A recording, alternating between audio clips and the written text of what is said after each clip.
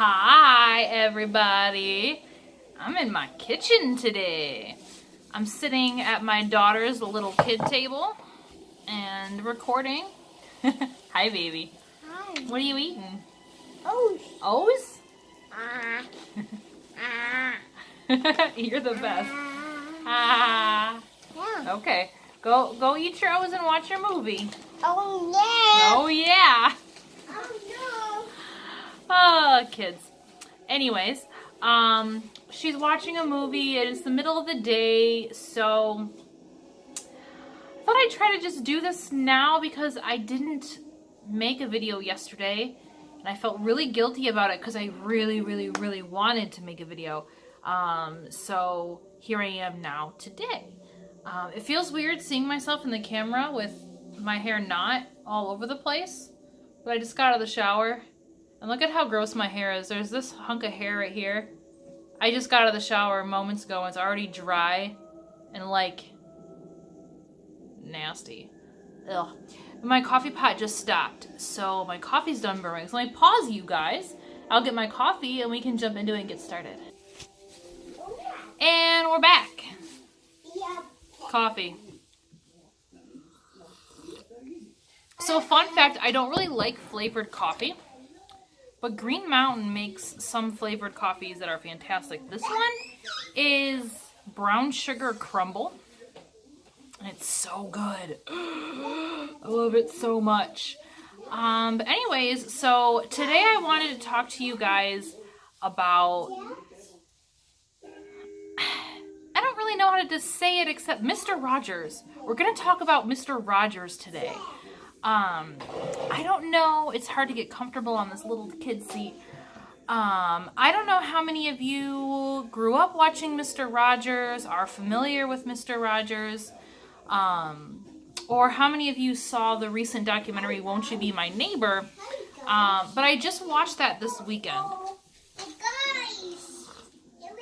I grew up watching Mr. Rogers' Neighborhood. I am an 80s baby. I was born in 86. So throughout the late 80s, early 90s, I watched Mr. Rogers' Neighborhood and Mr. Dress Up all the time. Those were my shows. So I've always had like a soft spot for Mr. Rogers, and I was really looking forward to watching this documentary. It was really important to me. I bought it. I didn't see it in the theater. I went and I bought it like 2 weeks ago, 3 weeks ago, at some point when I actually had money to spend on a DVD. And I bought the DVD, and I hadn't had a chance to watch it yet.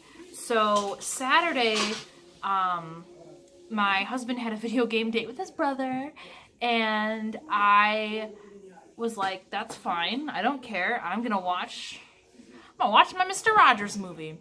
And if you guys haven't seen it, and you are a Mr. Rogers fan, have the tissues. Have the tissues close by. You will cry. I was in a perpetual state of watery, teary eyes the entire time. So I kind of want to talk about like why. Why did Mr. Rogers make me feel so sappy? And talk about goodness. Talk about acceptance. I did a video similar to this a few weeks ago. There were some issues going on with some people that I know. Just generally people not being kind to each other. And it bothered me. I was really hurt and upset by this. And so it kind of came back during watching this documentary. And, you know, there's a Mr. Rogers quote that says, there are 3 easy steps to being successful. And I'm paraphrasing it because I don't remember it exactly. There are 3 steps to being successful. Be kind, and be kind. That's all. If you want to be a successful person, if you want to go places in life, if you want to be somebody who other people want to emulate, be kind to everybody. Not be kind to people who you agree with, not be kind to people who are kind to you, not be kind for a reward. Just be kind. Just be kind. And this is obviously something that really stands out to me. And I don't know, those of you who aren't really familiar with Mr. Rogers, Fred Rogers was an ordained minister, and he also had a background in child psychology. And in the late 60s, early 70s, he decided that he wanted to put out a program on TV for kids. He was really passionate about that and forming a relationship with kids and helping children see that, one, someone will listen to them and respect them, which was a big deal. I mean, even now, look at TV for kids. A lot of TV for kids is stupid. Okay, a lot of the TV for kids when I was a kid was stupid. Mindless entertainment type stuff. And he didn't want that. He wanted a program for kids that would teach them something, let the kids know that they were valuable, that they were special, and that they were worth a damn. And that was really the whole big thing, is you are valid, you are important, and you are worth a damn. So watching this documentary, I'm in constant state of wanting to cry as I'm hearing these stories, and I'm seeing, there was some footage in there of Mr. Rogers doing like live events where he's on a stage and there's a room full of little kids, and you have these little kids going up to him and saying, "Mr. Rogers, I like you. Mr. Rogers." Like, and just interacting with this man, and this man listening to them. Not telling them, do I have to listen to that? Not telling them, "Oh, I don't have time for you," or "go away," or anything like that. They were asking him questions and he was answering them. And one of the big things about Mr. Rogers was, it's okay to have feelings. It's okay to express feelings. And you are completely entitled and allowed to have those. I shouldn't use the entitled word, people will get mad at me. You're completely entitled to those feelings. They're absolutely valid.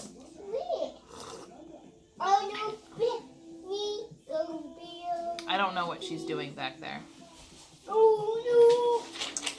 She's wrapped up in streamers because I made her a mummy earlier today. It's too cold to play outside, so I found some old streamers and I just wrapped her up like a mummy.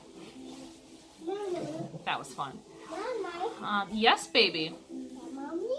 Yeah, you're a mummy. That's right. So when we have kids, I have this little monster. You have kids, and we're constantly saying, "Don't cry, don't be angry, calm down." And our adorable little children, look at this little. Let me pinch your cheeks.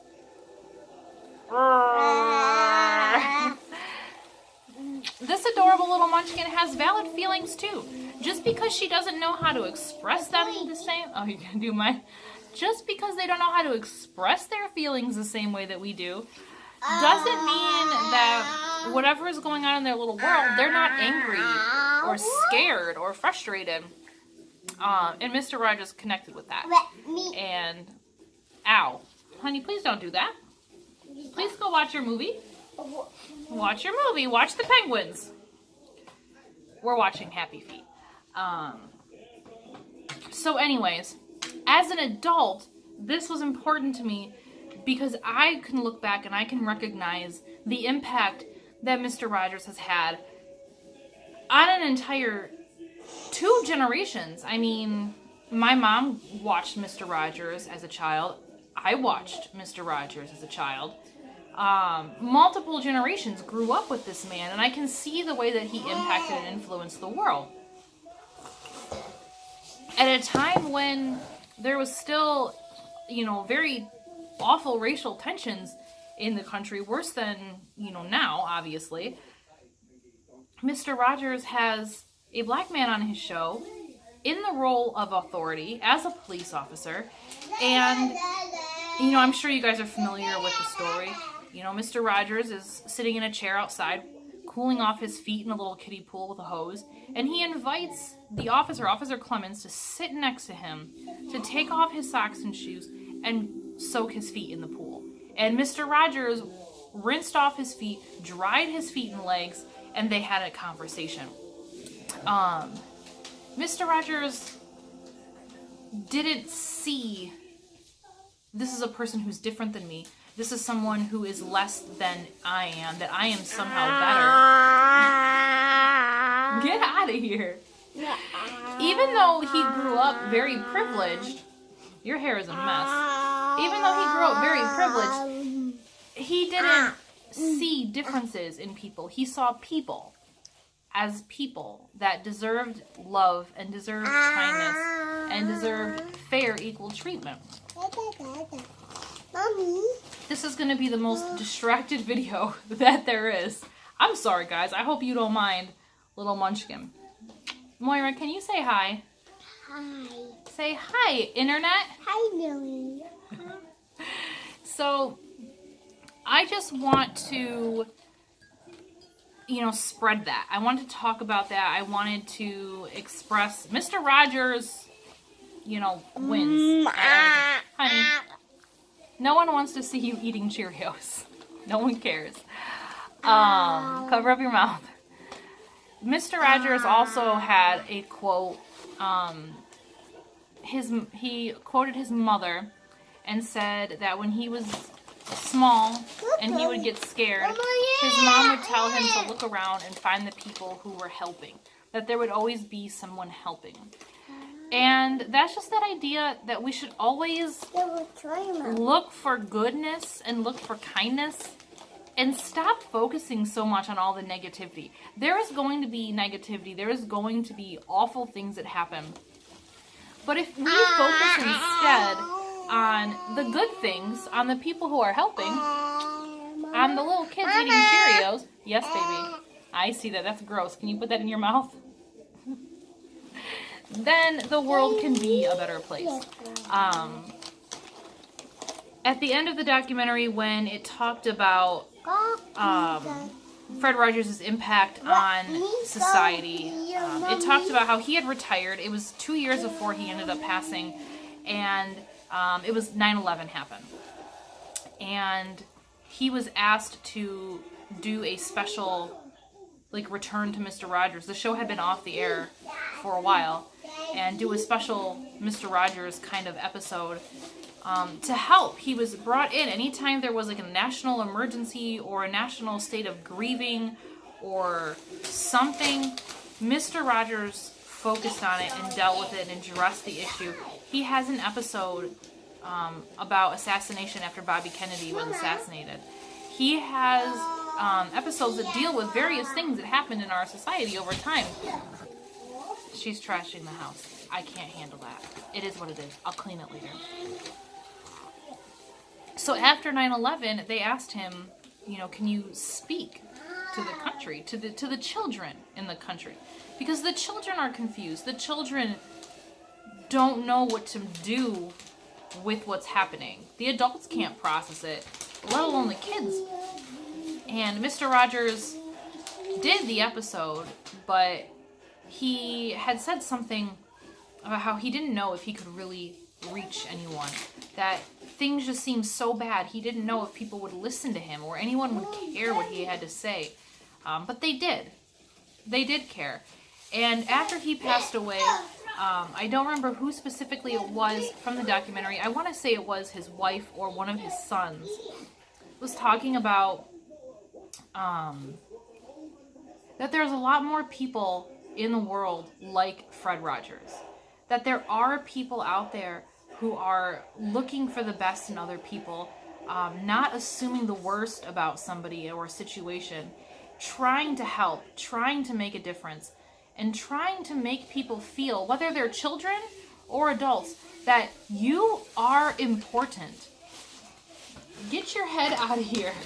You are worth a damn, and your feelings are valid. And this has nothing to do with, wishy-washy snowflakes, blah, blah, blah, blah, blah. This has everything to do with kindness and human nature, that we want community. Humans, as a species, seek out other people. We seek out community. We seek out neighborhoods. See what I did there? And it's important that we have a sense of community, that we have places and people that we can go to who will validate us, who will tell us when we can't see it or when we're struggling, hey, it's all right that you're having a hard time. It's all right to be angry. It's all right to be sad. We just have to do something with it. How are we going to work? Not put aside that emotion, not push it away. How are we going to work through it, utilize it, and come out on the other side? What are we going to do? How are we going to do that? And so I really want to challenge you guys to think about your neighborhoods, whether they're like physical neighborhoods, the people who live around you in a physical space, whether they are your neighborhoods online. Do you have an internet community, an internet neighborhood? Where do you go to find support? Who supports you? Who listens to you? And do you listen to other people? If someone comes to you and says, hey, I'm struggling, do you listen? I keep going in and out of focus because she keeps moving around like a psychopath. Do you listen? It's all about, I'm here for you. I have 2 ears and 1 mouth. That means this is more important. Listening is more important. If somebody comes to you and says, I'm angry, I'm hurt, I'm frustrated, I'm sad, I'm scared, zip this and do this. I'm here for you. If you need someone to talk to, you can talk to me. I'm not going to try to fix your problem. I'm not going to try to solve your problem. I'm not going to tell you what to think, how to feel, or what to do. I'm just going to listen. And that can make all the difference in the world. So I'm so tempted to start singing the Mr. Rogers theme song. It's a beautiful day for a neighbor. Would you be mine? Could you be mine? Won't you be my neighbor? See you later, guys.